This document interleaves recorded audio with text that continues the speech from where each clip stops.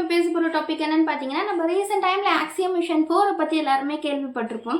அதுக்கும் நம்மளுக்கும் என்ன சம்மந்தம்? இந்தியா அதுக்காக அதை அதை நினச்சி அதுக்காக ப்ரௌடாக இருக்காங்க. அந்த க்ரூவில் இந்தியனா ஒருத்தர்னு சொல்கிறாங்க. அவர் யார், அவரோட பேக்ரவுண்ட் என்ன, அவர் எப்படி இந்த பொசிஷனுக்கு வந்தார், அண்ட் ஆக்சியம் மிஷன் 4 பர்பஸ் என்னன்ற எல்லா டீட்டெயில்ஸ் இந்த வீடியோவில் உங்களுக்கு கிடைக்க போகுது. Let's go into the video.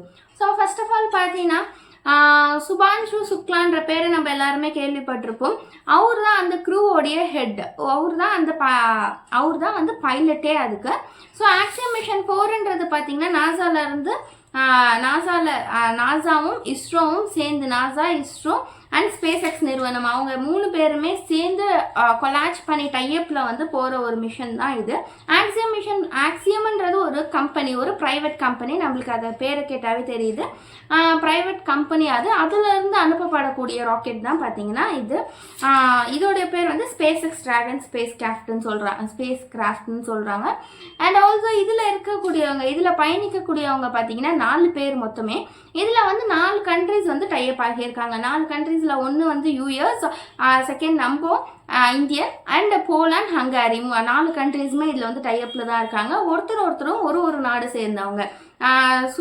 Shubhanshu Shukla இந்தியனை சேர்ந்தவங்க. அதே மாதிரி பெக்கி விட்சன்ன்ற கமாண்டர் ஹங்காரியை சேர்ந்தவர். ஸ்லவோன் உஸ்னான்ஸ்கி அவர் யூரோப்பை சேர்ந்தவர். அண்ட் டைபர் கேப் யூஎஸ் சேர்ந்தவர். இந்த 4 பேரும் தான் இந்த க்ரூ மெம்பர்ஸ். இவங்க 4 பேர் தான் ஐஎஸ்எஸ்க்கு போகிறாங்க.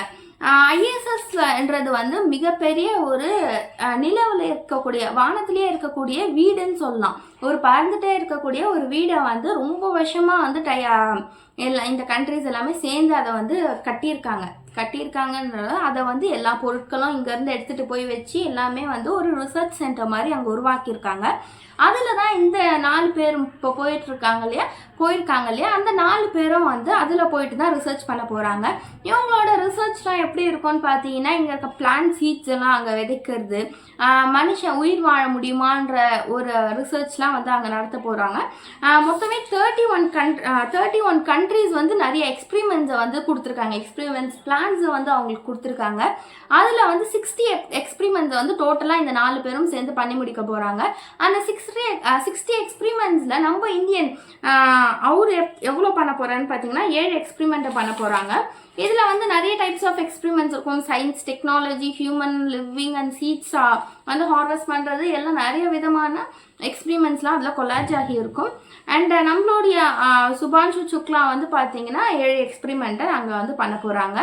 ஐஎஸ்எஸ்க்கு இந்தியன் இது வரைக்கும் ஐஎஸ்எஸ்க்கு போனது கிடையாது. முதல் இந்தியன் ஐஎஸ்எஸ்க்கு போன ஒரு பெருமையை சுபான்ஷு சுக்லா பெற்றிருக்காரு. அதை நினச்சி நம்ம எல்லாருமே ப்ரௌடாக ஃபீல் பண்ணலாம்.